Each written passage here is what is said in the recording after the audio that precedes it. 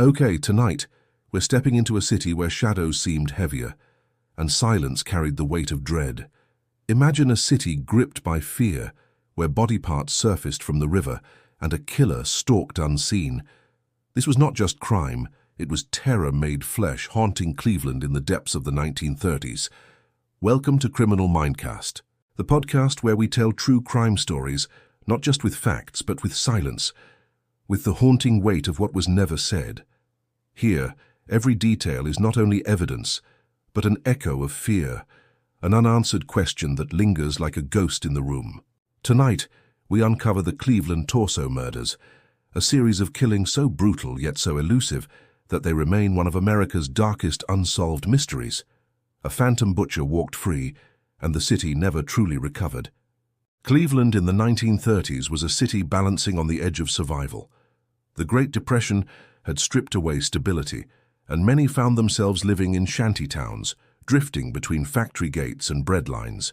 Kingsbury Run, a stretch of industrial valley cutting through the city, became a gathering place for the lost. Here men slept in makeshift huts, women bartered for scraps, and the thin veil of society seemed to vanish. It was among these forgotten streets that the killer began to choose his victims. The people who died were not prominent or powerful. They were men and women with no safety net, no voice in the press except as faceless numbers. Many were homeless, jobless, or drifting laborers moving from yard to yard. Their lives were already marked by silence, and when they disappeared, few noticed. This made the killer's work chillingly simple. Kingsbury Run was both stage and symbol. A wasteland of tracks, trash, and oil-soaked mud, it embodied Cleveland's hidden underbelly. By day, trains thundered past, workers never glancing down. By night, shadows thickened, footsteps shuffled, survival was bartered. For the killer, it was a perfect hunting ground, isolated, transient, unseen. Each body left behind did not just vanish into darkness, it became part of the valley's bleak geography. Among those who vanished were men and women remembered only by fragments of identity, reduced to nicknames that replaced their real names. There was the tattooed man, whose inked skin spoke more honestly than any official record ever could, and the lady of the lake discovered near the shoreline with no history attached, her life erased except for the mystery of her remains. Each was once capable of joy, fear, and fragile dreams, yet the world stripped them of humanity, leaving behind anonymous torsos, abandoned in ditches and along riverbanks. The killer understood this indifference, choosing those already invisible, ensuring his crimes would remain buried in society's silence. But no killer lives without suspicion. Whispers soon circled around Dr. Francis Sweeney, a World War I veteran who returned broken, consumed by alcohol, instability, and perhaps madness. Trained in medicine, fluent in anatomy, infamous for a violent temper, he seemed a figure carved from war's cruelty. Some believed that years tending shattered soldiers had fractured something vital in him. If trauma is poison, then perhaps his murders were its symptom, a twisted echo of destruction he could never forget. Yet Sweeney was not the only name in circulation. Others speculated about transient butchers or deranged vagrants who roamed the valley. Some believed the crimes required expertise with blades, pointing toward workers from the city's meatpacking plants. Others leaned toward the idea of a sadistic drifter, feeding impulses in the anonymity of Kingsbury Run. What united all these profiles was a sense of psychological fracture. Whoever committed these crimes did not merely kill, but dissected, transforming death into a ritual of control. The atmosphere in Cleveland compounded the mystery. The city was already wrestling with corruption, unemployment, and a fragile civic identity. Rumors of a mad butcher spread quickly, amplified by a press hungry for sensational headlines. For families, the terror was intimate. Parents warned children not to stray, neighbors eyed each other with suspicion, and the homeless lived with the dread that the next discovery might be one of their own. The murders gave shape to fears already present, the fear of collapse, of being discarded, of being invisible until death made you news. What makes the Cleveland torso murders stand apart is not only the brutality of the crimes, but also the way they reflected the psychological climate of the era. A small-town atmosphere existed within a sprawling industrial city. Gossip traveled as fast as trains, and suspicion seeped into daily life. Each new body widened the gap between the public's hope for order and the grim reality of chaos. The killings were not just local tragedies, but a national spectacle, magnified into something emblematic of America's darkest Depression-era anxieties. Dr. Sweeney's story embodies this tension between public face and private fracture. He came from a respected family, practiced medicine, and outwardly represented stability. But beneath that surface lay addiction, paranoia, and perhaps a mind unable to reconcile the horrors it had endured. If he was indeed the butcher, his crimes were more than murder. They were a performance of power, a cruel inversion of his medical oath. Instead of healing the broken, he dismantled the living. His instability mirrored the instability of the city itself, as if one man's madness had become a distorted mirror for Cleveland's despair. At the same time, we must recognize the possibility that the killer was never Sweeney, that the identity of the mad butcher lies elsewhere. This uncertainty adds another psychological layer: the human need for answers, the desire to assign a name, even if that name only half fits. In the absence of truth, society projects monsters, shaping suspects to fit fears. Whether Sweeney was guilty or merely haunted, the suspicion destroyed him, and the silence of the real killer, if it was not him, remains chillingly intact. The victims, the valley, the suspects, together they form a tableau of vulnerability and violence. Kingsbury Run was both literal ground and metaphorical grave, a place where human lives were stripped of identity, reduced to parts, discarded without ceremony. In a time of economic despair, these murders symbolize the fragility of existence. One moment you were surviving, the next you were nothing but a torso in the shadows. The butcher exploited this fragility with precision, feeding not only his compulsion, but also the city's darkest narrative. This is not mere background, but a reminder of how neglect, trauma, and desperation form fertile ground for horror. In the divide between Cleveland's public face and its shadowed valley, between families clinging to dignity and men like Sweeney unraveling into chaos, the murders were never isolated acts. They were born from the city's fractures, where the butcher moved unseen, transforming human suffering into his silent canvas. The timeline of the Cleveland torso murders begins in 1934, though some historians argue the butcher's shadow might have fallen earlier.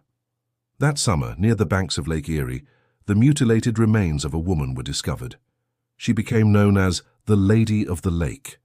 Officially, her death was not linked to the series until later, but her presence foreshadowed the darkness that would soon engulf Cleveland. She was nameless, faceless, and already forgotten when the next victims appeared. In September 1935, the valley revealed its first undeniable message. 2 men were found in Kingsbury Run. Both had been decapitated, their heads never recovered. Their torsos, stripped and discarded, bore the marks of deliberate precision. One of the victims was identified as Edward Andrassy, a man in his 20s known for minor troubles with the law and for living near the margins of society. His companion remained unknown. Together they signaled the beginning of a pattern: anonymity, decapitation, and the suggestion of ritual. By January 1936, the killer's confidence grew. A woman's body, again headless, was discovered near East 20th Street. Known only as Victim 3, she embodied the same anonymity that cloaked the others. In June of that year, 2 more bodies appeared, one found in a basket, the other scattered in a vacant lot. The city's morgues filled with nameless torsos, and the public's unease deepened into dread. Each case seemed both similar and uniquely disturbing, as if the killer were refining his performance with every act. The summer of 1936 brought further horrors. In July, a young man's body was found in the Big Creek area. He was never identified, though his decapitation was consistent with the growing pattern. Just 2 months later, in September, 2 more victims surfaced. Their bodies were discovered within weeks of each other, fueling the sense that the butcher was accelerating, perhaps intoxicated by the fear he was spreading. By then, the city's police force recognized they were not confronting isolated crimes. They were facing a serial predator who was operating with chilling precision. 1937 unfolded with the same grim rhythm. In February, a woman's remains were pulled from Lake Shore. By June, another headless body appeared in Kingsbury Run. In July, yet another, dissected with such precision that police suspected professional tools. Each discovery deepened the dread, as if the killer were mocking investigators. Cleveland's dreams of progress clashed violently, with the raw terror bleeding through its streets. The year 1938 marked both climax and silence. In April, the remains of 2 victims were found, hidden in burlap sacks and tossed near the city dump. Later, in August, the final known victims were discovered. A man whose torso was found floating in the Cuyahoga River, and another man discovered in the same general area. These bodies marked the end of the butcher's reign, at least officially. After that, the killings ceased or perhaps simply shifted beyond Cleveland's borders. In total, 12 to 13 victims were attributed to the killer, though whispers persist that the true number could be higher. Each discovery followed a rhythm of revelation. First the torso, then the limbs, sometimes wrapped in paper or cloth, sometimes scattered across vacant lots. Rarely was the head recovered. Without it, identification was often impossible, leaving families in torment and investigators in confusion. The missing faces became a metaphor for the missing truth. To decapitate is not only to kill, but to erase, to deny identity, to silence the voice even in death. The butcher understood this at an instinctual level, transforming his victims into anonymous emblems of fear. The pattern of killings revealed not frenzy, but unnerving control. Bodies were washed, arranged, sometimes transported across distances that demanded planning. Certain remains even showed traces of chemical treatment, suggesting the killer was experimenting, whether to preserve, disguise, or erase. These details point to more than cruelty. They suggest ritual. Each act of dismemberment became a kind of choreography, executed with precision to ensure fear would outlive the victim. Whispers around Kingsbury Run only deepened the terror. Residents spoke of a tall, gaunt man moving silently through the valley at night, pausing too long near the camps of the homeless. Others recalled hearing footsteps in abandoned shacks or glimpsing lanterns burning in thickets where no one should have been. Though none of these stories were ever confirmed, paranoia took root. The butcher was no longer just a killer. He became a phantom presence haunting Cleveland's collective imagination. The victims' last known moments were as fragmented as their bodies. Some were seen drinking in bars, others walking the rail lines, others never accounted for at all. This transience protected the killer. A drifter who vanished from Kingsbury Run could be missing for weeks before anyone cared to ask, if they asked at all. The invisibility of the victims gave the killer invisibility as well. He moved within a population already defined by disappearance, hiding his cruelty inside the larger cruelty of poverty and neglect. What remains most haunting about this timeline is its conclusion. By 1938, the murders simply stopped. No one was arrested, no trial concluded the story, no confession offered closure. The silence that followed was almost as terrifying as the crimes themselves. Did the butcher die, or was he institutionalized, or did he move to another city and continue his work unnoticed? The abrupt end only deepened the mystery, leaving Cleveland with a wound that never fully healed. The Cleveland torso murders, spanning from 1934 to 1938, created more than victims. They created a mythology of fear. Each year brought new discoveries, new fragments of humanity scattered across the city's hidden places. Each year built upon the last, weaving a story of a predator who thrived on both violence and obscurity. And when the killings ceased, they left behind not relief but emptiness, a silence filled only by questions, the loudest of which remains: who was the mad butcher, and why did he stop? The discovery of mutilated bodies demanded more than local police attention. By 1936, the mounting toll of victims forced the city's leaders to act. Enter Eliot Ness, the celebrated lawman, whose reputation had been built on battling organized crime in Chicago. Ness arrived in Cleveland as the newly appointed safety director, carrying both fame and the weight of public expectation. To many, he was a figure of incorruptible authority, the man who had helped bring down Al Capone. But Cleveland was not Chicago, and the Mad Butcher was not a gangster. Ness and his team confronted a crime unlike any they had studied. The killer left little trace, no fingerprints, no witnesses, no obvious motive. The victim's anonymity further obstructed the investigation. Without names, there were no families to question, no histories to trace. Police reports often read like puzzles missing half their pieces. Even when leads appeared, they dissolved into the fog of uncertainty. The transient nature of Kingsbury Run's population meant that alibis and timelines were difficult to establish. To investigate was to grasp at shadows. Evidence was sometimes mishandled and sometimes ignored. Rumors swirled that critical items were discarded before forensic analysis could be performed.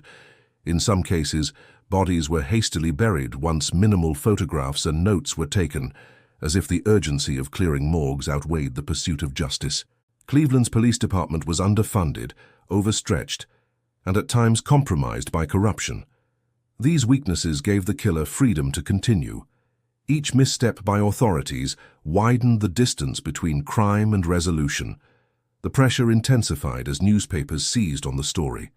Headlines described the mad butcher with language designed to terrify, transforming Kingsbury Run into a stage for horror. Journalists competed for the most graphic descriptions, splashing images of torsos and speculation across front pages.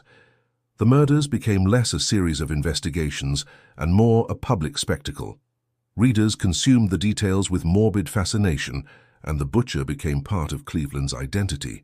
Fear was not confined to Kingsbury Run. It seeped into middle-class neighborhoods, into conversations at dinner tables, into the sense of civic pride. This frenzy fed into political anxieties. City officials faced mounting criticism for failing to protect their citizens. Ness, despite his reputation, could not deliver quick results. His authority began to waver, and whispers of incompetence threatened his image. At one point, he ordered a controversial raid on Kingsbury Run, burning down the shantytown shelters that had become both home and hunting ground.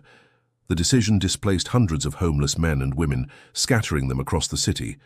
To Ness, it was a tactical strike designed to flush out the killer's hiding place. To the public, it seemed an act of desperation, punishing the poor rather than protecting them. As the investigation stumbled, theories multiplied. Some detectives believed they were pursuing a mentally ill vagrant, a drifter whose madness found expression in the dismemberment of strangers. Others suspected a professional butcher or medical man, someone with the knowledge and precision to sever flesh and bone with such consistency. Still others whispered about organized crime connections, suggesting that the bodies might have been grotesque warnings disguised as random killings. None of these theories ever gained enough evidence to solidify. Each hypothesis was compelling, but none solved the puzzle.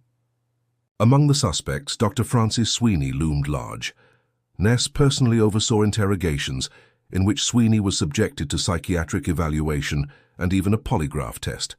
Reports suggest he failed, his answers erratic and contradictory. Yet no charges were ever filed.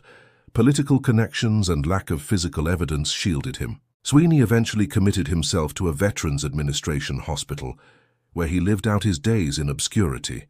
To many, this was an admission of guilt disguised as retreat. To others, it was simply the sad decline of a troubled man, unfairly burdened with suspicion. The investigation also highlighted the tension between science and instinct. Forensic methods in the 1930s were rudimentary, limited to photography, blood typing, and basic pathology. Detectives leaned heavily on intuition, searching for patterns and inconsistencies in human behavior. Some claimed to see the butcher's psychological signature in the arrangement of body parts, in the choice of victims, in the silence left behind. But these interpretations, while fascinating, could not stand in court. Without material proof, the killer remained untouchable.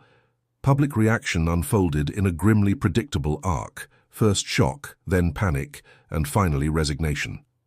Families locked their doors earlier, warned children not to stray, and watched strangers with suspicion. Yet as years passed without justice, fear congealed into fatalism. Many concluded the police could not protect them, that the butcher was beyond reach. This sense of helplessness scarred the city as deeply as the murders themselves. A place once proud of its industrial might now felt powerless before a single shadowy figure. For Eliot Ness, the case was an open wound. His reforms had reduced corruption and modernized the force, yet his failure to catch the butcher overshadowed every achievement. The public grew disillusioned. Newspapers mocked his silence and politicians withdrew support. In the end, the butcher claimed not only lives but reputations, trust and faith in authority itself. Even decades later, the investigation stands as a cautionary tale. Evidence lost leads neglected, suspects unprosecuted. Each failure contributed to a legacy of doubt.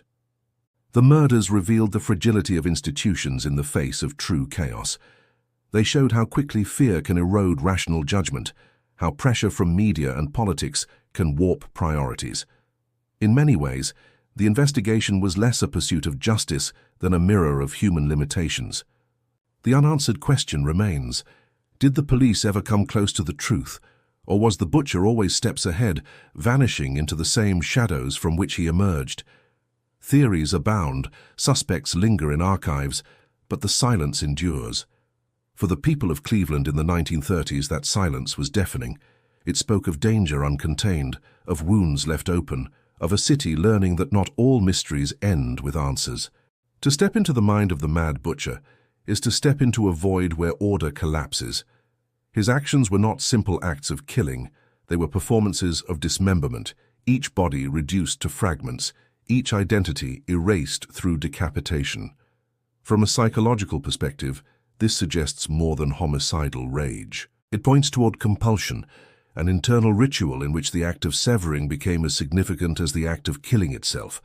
Decapitation, historically, carries symbolic weight.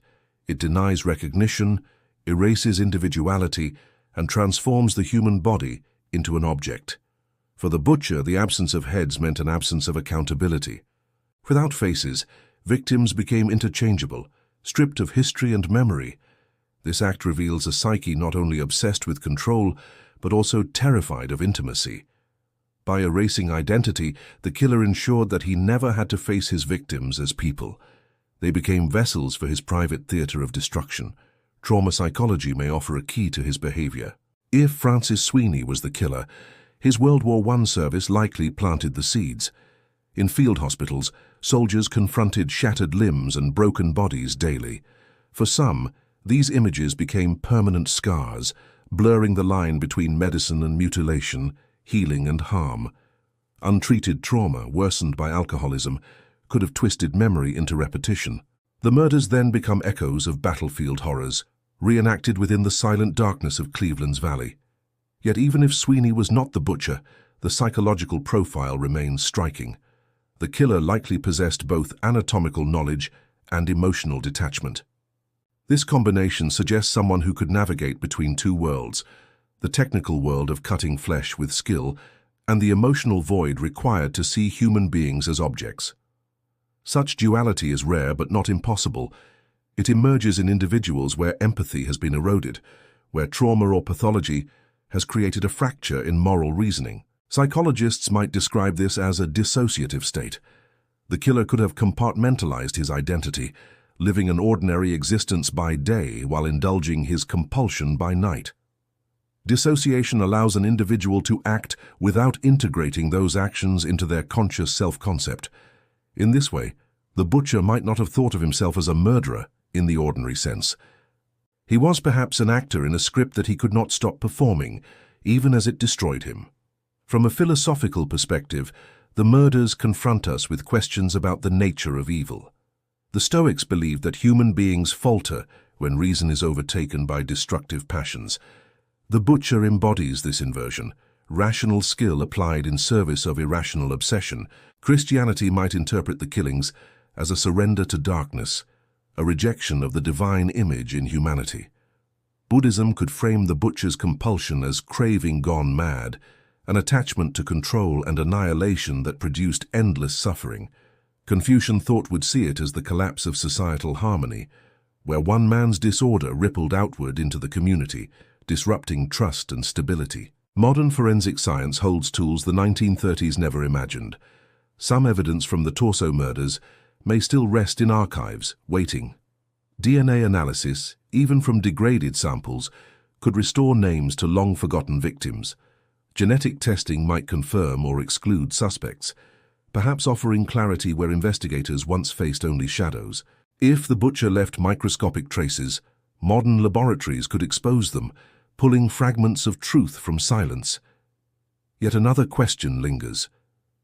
Do we truly want to know? To identify the killer is not to unlock his mind. Motives die with the dead. What remains are fragments, psychological echoes, and unsettling theories.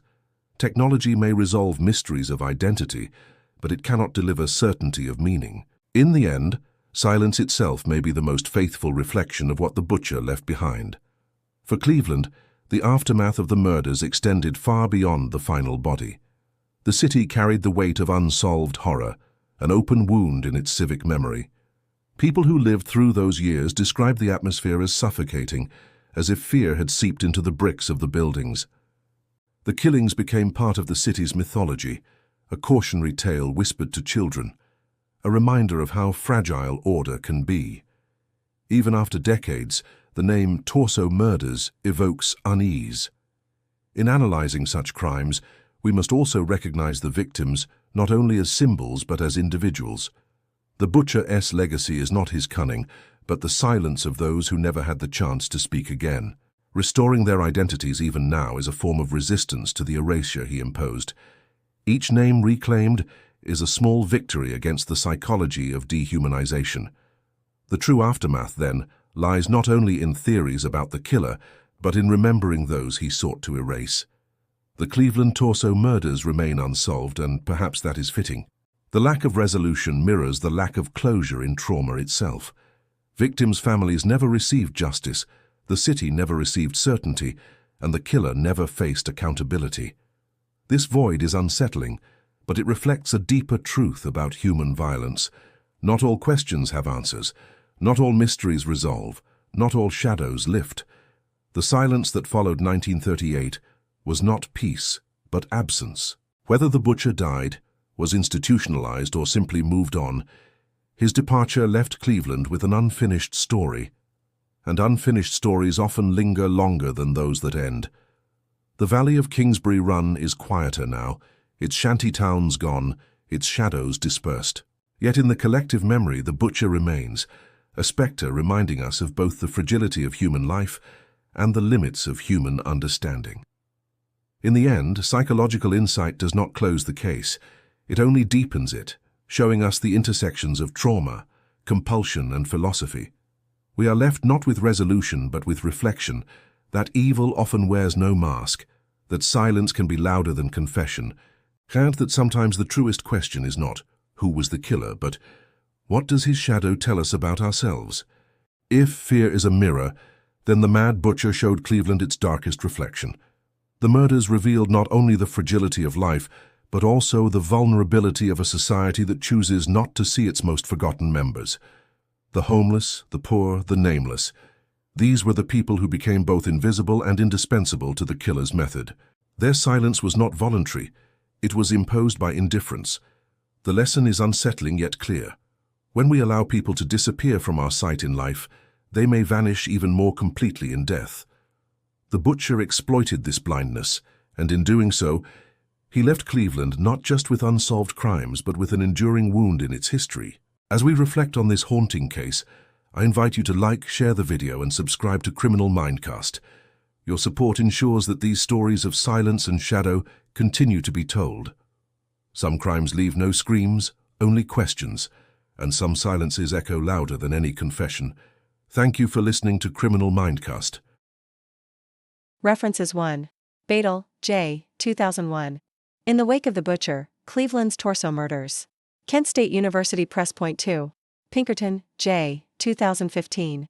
Torso, The Story of Eliot Ness and the Mad Butcher. Gray and Company 3. Stone, D. 2012. The Corpse in the Kitchen, Historical True Crime in America. University Press.